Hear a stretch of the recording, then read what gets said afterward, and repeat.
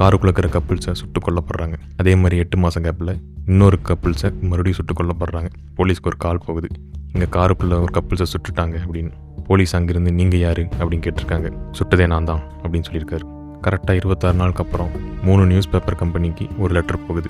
அந்த லெட்டரில் 2 கொலையே பண்ணது நான் தான், அதோடு சேர்த்து 3 சீக்ரெட் கோடும் எழுதியிருக்காங்க. இந்த லெட்டர் நியூஸ் பேப்பரோட ஃப்ரண்ட் பேஜில் வரலைன்னா இதே மாதிரி நிறைய பேர் சாவாங்கன்னு போட்டுருந்துச்சு. கரெக்டாக 8 நாளுக்கு அப்புறம் ஒரு வயசான ஜோடி அந்த கோடு என்னன்னு கண்டுபிடிச்சிட்டாங்க. அந்த கோடு என்னன்னா, கொலை பண்ணுறது ரொம்ப பிடிக்கும், இங்கே எல்லாரும் காட்டில் மிருகத்தை வேட்டையாடுறாங்க, வேட்டையாட வேண்டியது மனுஷங்க தான் மிருகத்தோட ரொம்ப கொடூரமானவங்க.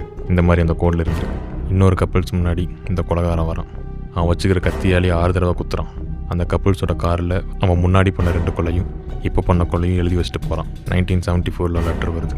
அந்த லெட்டரில் நான் 37 பேர்த்த கொண்டு இருக்கேன்னு. ஆனால் போலீஸுக்கு தெரிஞ்சது 5 பேர் தான். கடைசி வரைக்கும் இந்த கில்லர் யாருன்னு போலீஸ்னால் கண்டுபிடிக்க முடியல. தி ஜோடியாக் கில்லர்.